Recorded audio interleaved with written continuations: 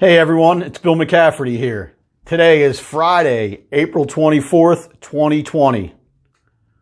Hope your day's going well. I hope you had a great week. Hope you're wrapping things up and you're getting ready for the weekend. Like I do every Friday, I want to come on and give my episode. So today is episode number 14, a day in the life of an asset manager / note investor. So like we do every week, we're going to discuss my asset management company, which is PMR2. PMR2 is made up of other investors who hire me to manage their non-performing loans. So right now, PMR2 has a total of 109 files that I'm managing for other note investors. This week, I brought in 2 new files. No new borrower contact this week. Which is expected with everything being slow right now. I was able to send out one loss MIT form from a borrower that I talked to last week. Finally got in touch with that borrower. And after a little bit of exchange, I was able to actually send out that loss mitigation form. But I already talked to that borrower before, so I don't consider that a new contact. I haven't received or processed any loss mitigation forms this week. Which means I have not sent out any borrower option forms.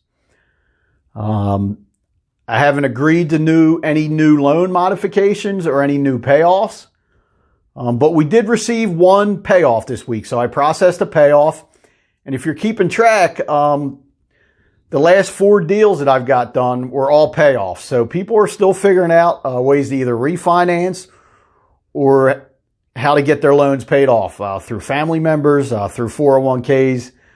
People are really digging deep right now and trying to position themselves to move forward in this world that's very unknown and a whole different territory that we're heading in. No new foreclosure sales, no new bankruptcy filings, and no loans wiped. So, once again, a lot of zeros. We did have, like I said, 2 new files. I was able to send out one loss mitigation form and received a payoff this week. So, we're moving. We're getting some things done.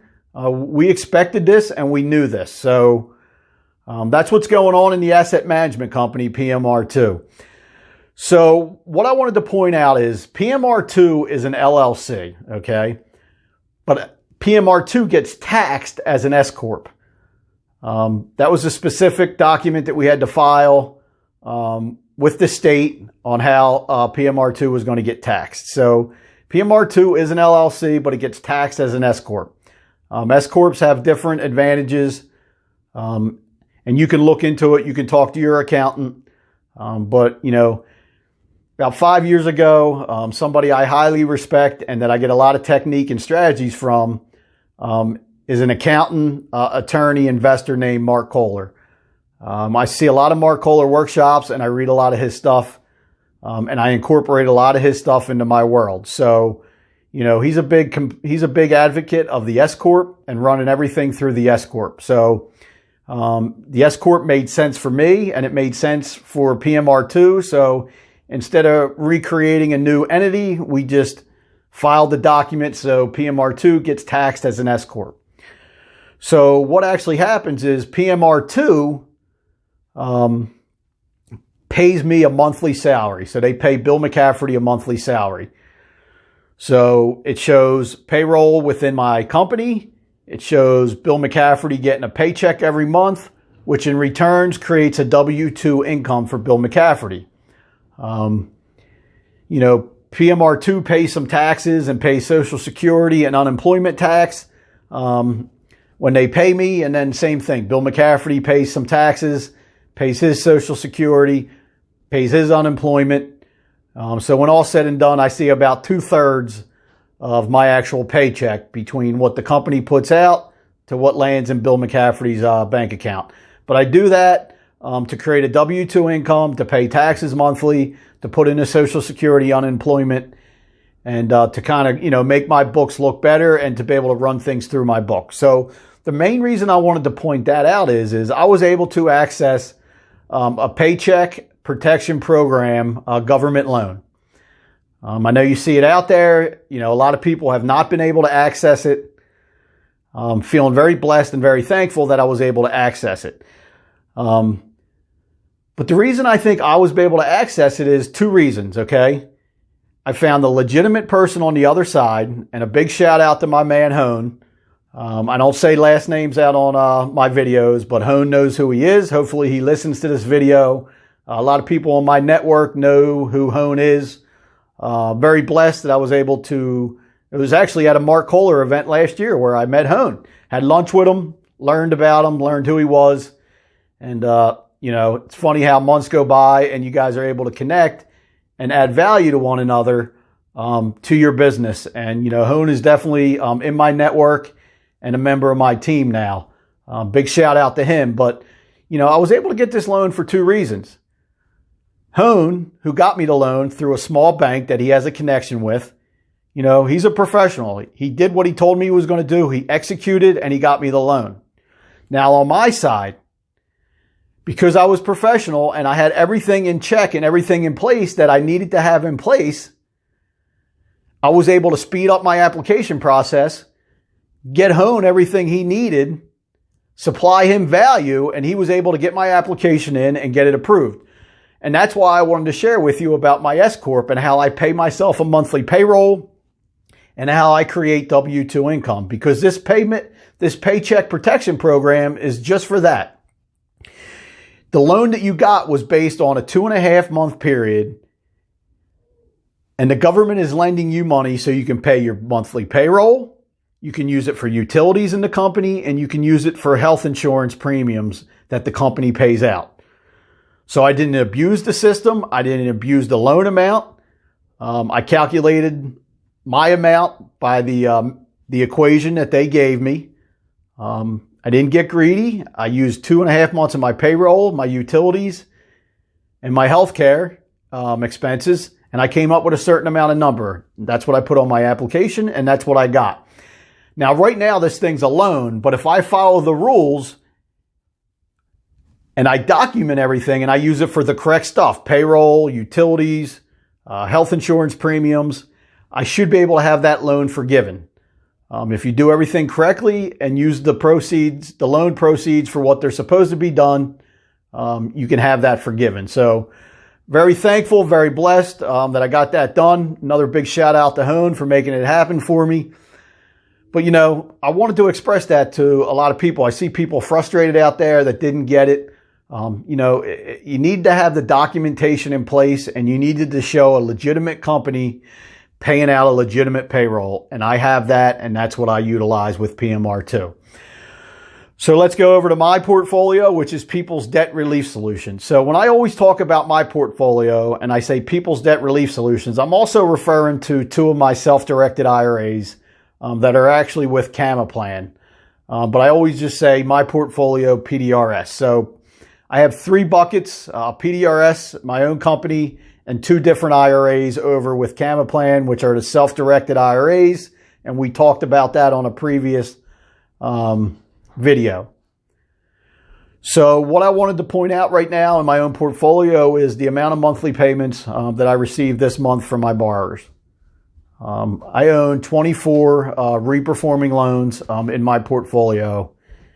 In the month of April, I had 18 of the 24 borrowers make their monthly payments.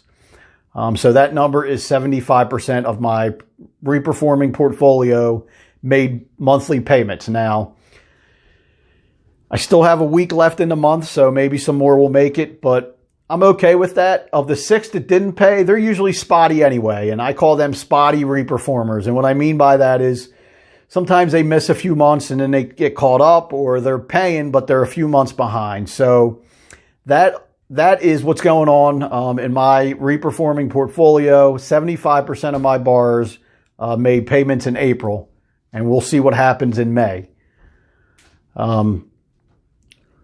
What I wanted to discuss, I'm not going to share a strategy or technique, and I'm not going to share a case study, but what I wanted to talk about on this episode are some terms that I'm using, just so everybody's clear and understands exactly what I'm talking about. So, what I talked about a few weeks ago on what a mortgage note is, what an actual mortgage is, what an actual promissory note is, right? A homeowner gives a mortgage to a bank as security. The bank takes the mortgage as security.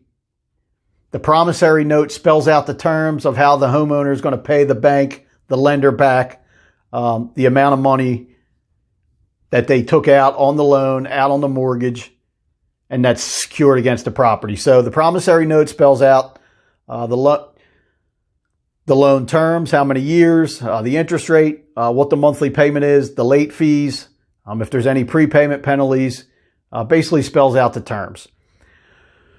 So in my world, we do things called loan modifications and we do workouts. So when a homeowner stops paying on a loan, which is a non-performing loan, when we agree to new terms with that homeowner, we agree to, we draft up a document. It's either, they're basically the same, just two different terms, a loan modification or a workout agreement. So a loan mod and a workout are pretty much the same thing. We agree to new terms with a homeowner. We reference the original mortgage and note, so we don't have to record our new loan mod or our new workout.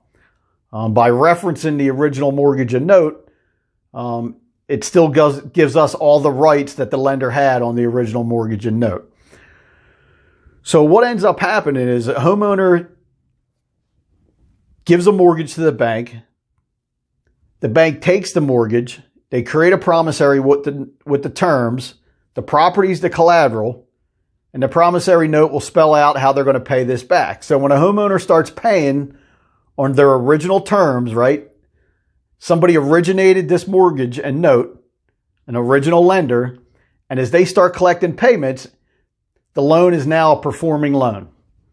Even if they sold that loan or they transferred it over to a servicer, as long as that homeowner is continuing to pay on that loan, that is what's considered a performing loan. It never went delinquent. It never went non-performing. It's a performing loan.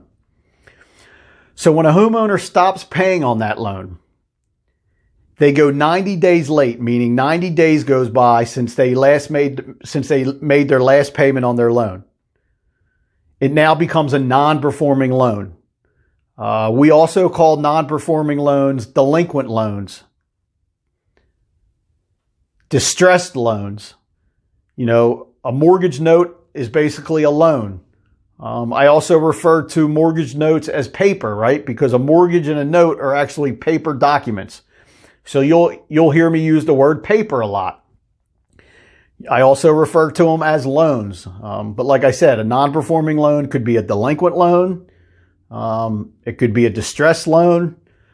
But all that means is the homeowner stopped paying on the loan and they're 90 days delinquent. Now, I've seen, loans 90 days delinquent all the way out to 5 years, 10 years. So 90 days is just a bar for it to become a non-performing loan. But there's tons of different degrees of a non-performing loan. So, if a bank does a loan mod or a bank works this thing out, let's just say they sell it to somebody like myself and then I work it out or do a loan modification with the homeowner, right? All the same thing, a workout and a loan mod. It's now when the homeowner starts paying on it again, it becomes a re-performing loan. So it doesn't matter who owns that, but if they went from performing to non-performing and then new terms have been created, it's now a re-performing loan. So that's what I mean when I say performing, non-performing, and re-performing. So that's what's going on. I hope you enjoyed that episode. Finish off the day strong. Get ready for your weekend. Enjoy your family. Stay grounded and have a good one.